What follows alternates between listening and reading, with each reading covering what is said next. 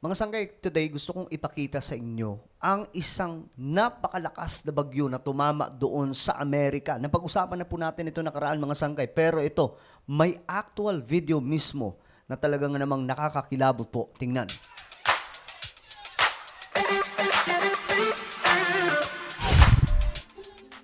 Hello, what's up mga sangkay? This is me, Sangkay Janjan. I'm back for another vlog today. Pag-usapan po natin ito mga sangkay, itong patungkol po sa isang napakalakas na hurricane na tumama mismo sa kalupaan ng bansang Amerika.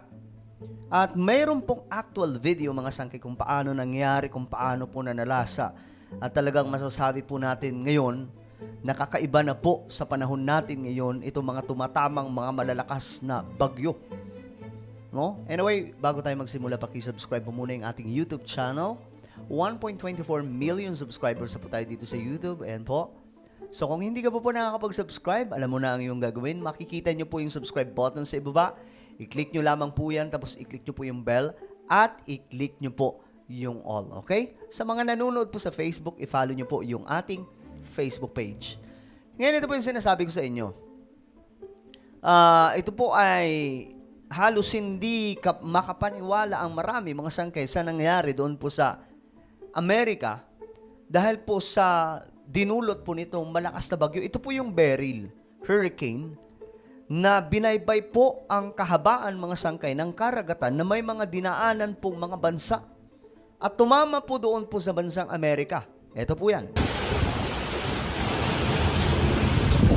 Ayon po sa marami mga sangkay, ito na po ang isa sa malakas na hurricane na tumama sa kasaysayan ng ating mundo. Hurricane Beryl, which initially hit the southern United States as a Category 1 hurricane. Ito ito ang nakakagulat mga sangkay kasi itong hurricane Beryl, nag-umpisa po siya, of course, Category 1. Bigla pong tumaas to Category 5.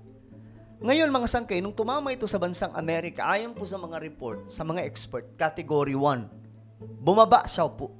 Ibig sabihin, naging mas mahina po siya. Pero mukhang nagkamali dito yung mga expert, mga sangkay. Kasi kung titingnan po natin to, sobrang lakas. Has claimed at least 10 lives in southeast Texas and Louisiana. So kung papanoorin nyo po ang video na to, mukha bang Category 1 po yan? Ayan. So, hindi po yan matatawag na Category 1. Dahil sa sobrang lakas niya. Grabe, oh.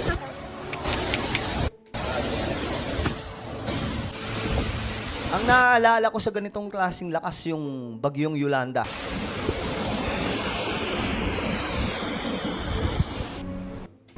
Ayan, yan po ang naging resulta mga sangkay, oh. The hurricane, now downgraded to a tropical depression, has disrupted the power supply for over 3 million people. Imagine niyo, 3 million mga sangkay na mga tao o pamilya doon sa bansang Amerika ang nawalan po ng supply ng kuryente. So ngayon mga sangkay, baka may magtatanong sa inyo, ano naman yan sangkay, di ba? Nangyayari naman talaga yan. Oo, nangyayari po yan. Pero iba na po ang tumatama sa atin ngayon ng mga bagyo. Ayon nga po sa mga expert, sa mga scientist, ito po ang resulta ng climate change. At kung magbabasihan po natin dito yung mga pag-aaral, mga sangkay, lumalakas po itong mga hurricanes dahil nga po sa problema natin na tumitindi na itong ating karagatan, the more po siya na nagiging warmer, nagiging mainit mga sangkay, the more po itong lumalakas, nakakapag-create po ng mga malalakas na bagyo. So, sabi po dito, warmer oceans, fuel storms. So, itong pagkakaroon ng mainit po na karagatan, the more na tumataas ang temperatura, nakakapag-create po ng mga malalakas na hurricanes. Kaya kung papansinin po natin dito mga sangkay, hindi na po yan normal. Ito po ay napapanood lamang po natin sa mga movies. Di ba yung mga science fiction movies? Isipin nyo kung gaano kalakas yan mga sangkay, oh. Kakayanin pa ba natin magstay sa labas na yan? This is the full force of Grabe yung Hurricane media, oh. Beryl here Yung media yung malulupit para lang makapagbalita at susuungin po talaga nila yan. And Garvin, Texas. Powerful little hurricane. Oh my goodness. I'm surprised this is The storm brought with it torrential rains, flooding, and winds that turned roads into rivers, damaged power lines, and uprooted trees, causing Grabe, no? So, ngayon, basahin po natin ang isa sa information about dyan, mga sangkay.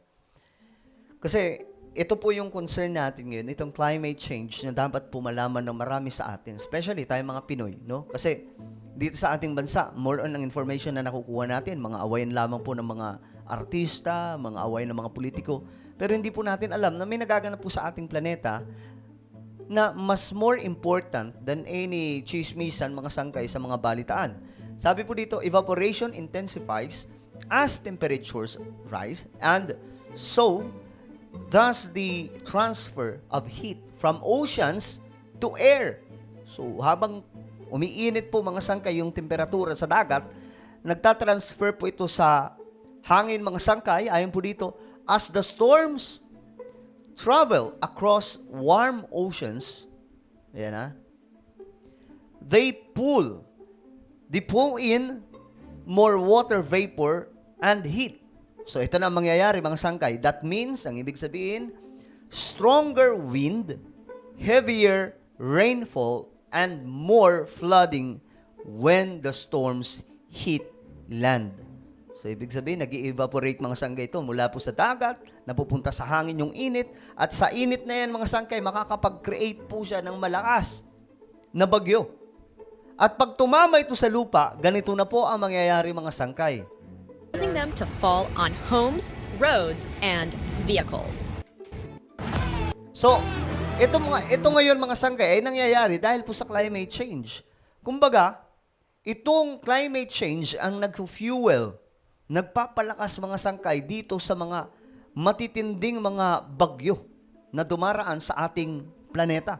And remember mga sangkay, tayo po ay daanan ng mga malalakas na bagyo. Ng Pilipinas po, di ba? Dinadaanan po talaga tayo nitong mga malalakas na bagyo. Sa ngayon, wala pa mga sangkay. Pero sabi pa nga po ng Pag-asa, maghanda na po ang Pilipinas dahil po sa possible na eksena na naman ng La Nina.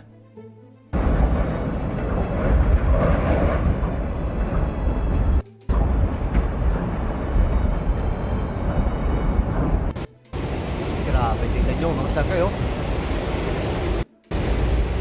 Ang lala na ito.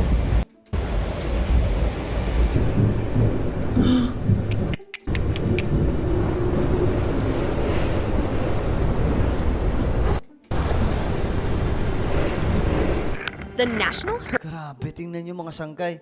Alam nyo, buti na lang talaga meron pong social media, no? Ngayon kasi masyadong advanced tayo in technology.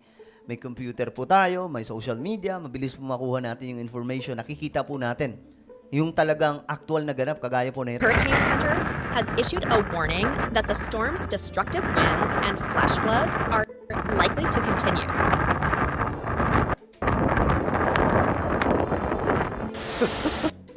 Hope this ain't a tornado gonna suck me out there. Nakakatakot yung panoorin mga sangkay, no? Nakakilabot tingnan itong grabeng lakas na bagyo. My current situation. So, sabi pa nga, category 1 daw po yan.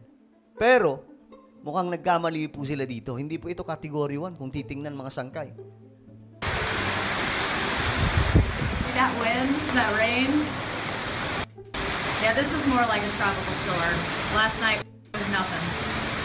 Officials have cautioned about the potential for destructive winds up to 16 inches, 39 centimeters of rainfall, and life-threatening storm surges. Here goes. Hindi po yan category 1 kung ganyan, no? Kaya nga, dahil po sa climate change, alam niyo ang nangyayari, dahil abnormal po yung panahon natin yun. Kahit po yung mga ano tawag dito, yung mga expert, hindi na po nila mahulaan talaga itong totoong lakas ng isang hurricane o isang bagyo.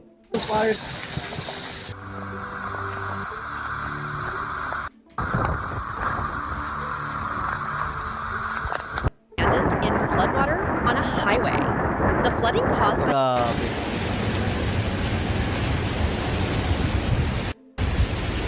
Ang lala In nito, Sargent, mga sangkay, Texas, near the Gulf Coast, homes were engulfed by floodwaters from the storm. As of Wednesday morning, it was reported that approximately 2.3 million customers in Texas were without power. Grabe, tingnan nyo, hindi to. Kung habang category 1 yan, mga sangkay, mukhang mali talaga ang pronouncement nitong weather nila, weather update. Grabe, ang lalabo niyan, mga sangkay. Now we're getting some action.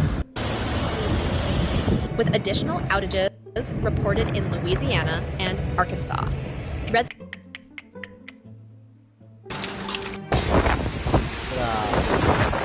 So ngayon, yan po ang nangyayari, mga sangkay. Yan po yung naganap sa bansang Amerika. Talagang nakakilabot kung papanoorin, no? So ano po ang inyong komento, mga sangkay, tungkol po dito at sa climate change ngayon na palala ng palala? I-comment nyo sa ibaba ang inyong mga opinion. Mayroon po akong isang YouTube channel. Ito po ay Sangkay Janjan Daily. Dito po ako nag-upload ng mga vlog natin. Kaya naman hanapin nyo po ito sa YouTube. Then click the subscribe, click the bell, and click all. Ako na po ay magpapaalam. Mag-iingat pong lahat. God bless everyone.